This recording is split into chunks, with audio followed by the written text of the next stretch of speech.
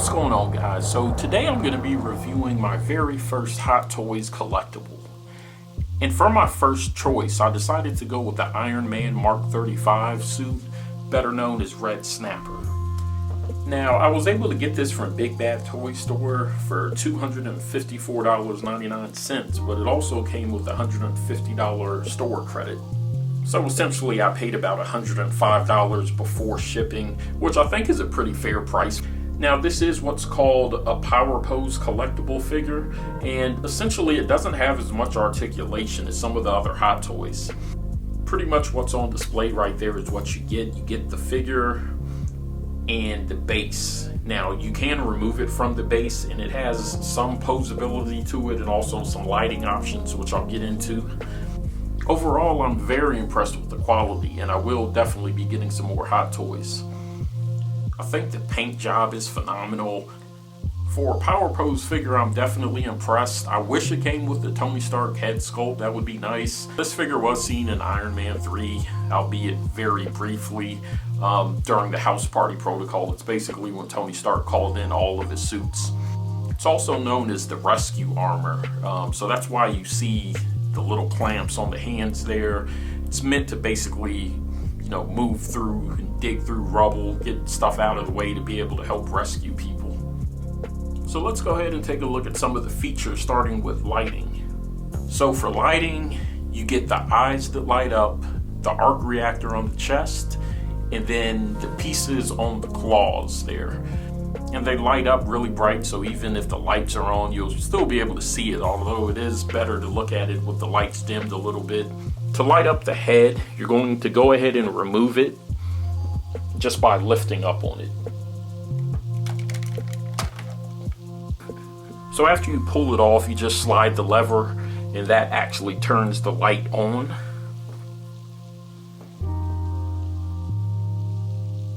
So after sliding the lever, you can go ahead and just pop the head back on. Alright, so now as you can see, the eyes are lit up. Okay, so now to turn the lights on these pieces here, there's a little tab on the inside.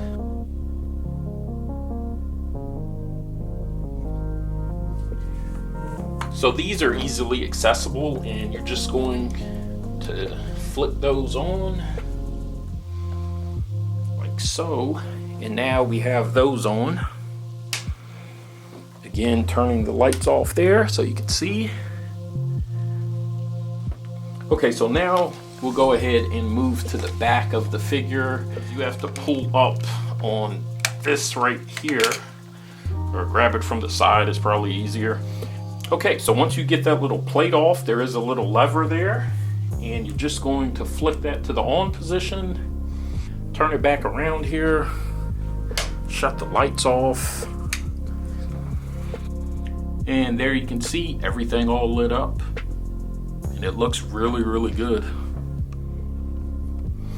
Now, as far as adjustability, you can turn the head from side to side. It looks down a little bit. The arm joints do kind of pivot, swing up, so you do have some mobility there. These joints here, little clamps, they do close. They have different points of articulation, so right there, so you can make it so it's grabbing something if you want. Doesn't twist at this level here. The little hands inside you can actually twist, but only so far. And you can get it pointed up this direction. These here kind of spring in and out, so if you want to bring it up a little bit more, you can, which is nice. The legs have mobility as well. Turn it to the side a little bit so you can see that there is some mobility there on the foot.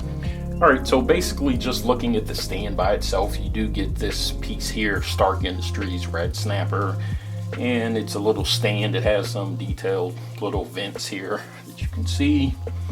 Comes with a plastic tube stand that sticks in there, and then this is like a little cradle for him to sit on here, and there is it is directional, so you have to make sure that this is basically the front part. And then there's this little metal piece here which goes into a corresponding hole on the figure in between his legs. So it is possible to pose him without using that pole. You can have him just standing there like on the platform if you want, or you don't have to use the platform at all.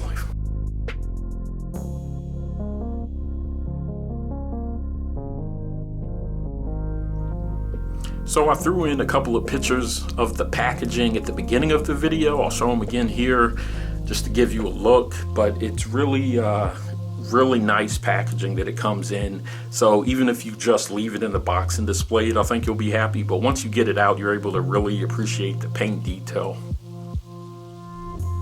So overall, I'm definitely impressed with this figure, and I'll be looking to buy some more in the future. Certain characters that I like, I will go ahead and get. Iron Man just happens to be one of them. Spider-Man will probably be another. So let me know down in the comments, if you're a Hot Toys collector, what was your very first Hot Toy? And if you're in the market to get one, if you have any questions, let me know. Thank you guys for watching. Thank you for your support, and I'll see you next time.